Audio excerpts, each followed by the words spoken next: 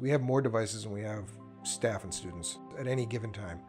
When an attack occurs, it's felt in all of the schools. It directly impacts the students. It directly impacts the teachers. They cannot teach if they don't have internet connectivity because all of their resources are online now.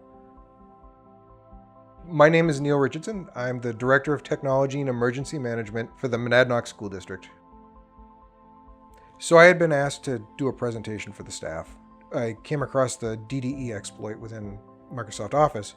So I wrote up the script, touched it off, and Barkley jumped up and blocked it. So I was like, well, wait a minute.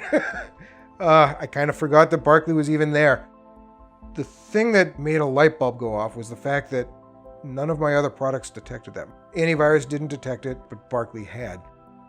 And that was when I really started to think, maybe it's time to start replacing or not renewing my other solutions. Barkley obviously and clearly is doing what it's supposed to be doing.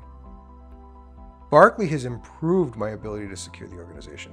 It's so light and it's so easy, it just works. It's super easy to deploy and the interface is fantastic. We can actually manage it from our cell phones. We don't even need to be on site, which is huge because we have such a small team. Barkley has enabled me to regain some time, which I can commit to other resources, other threats. One of my concerns with any of the security measures that we deploy is how easy is it for my staff to maintain and to use it. They've got 100 other things they're doing and they don't need another complicated, convoluted interface to slow them down. They need something that they can get in, do what they need to do real quick, and then get back out and continue on.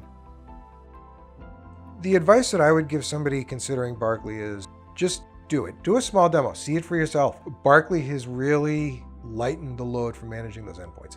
It really makes the team feel good knowing that Barkley's there and it's catching what it's catching.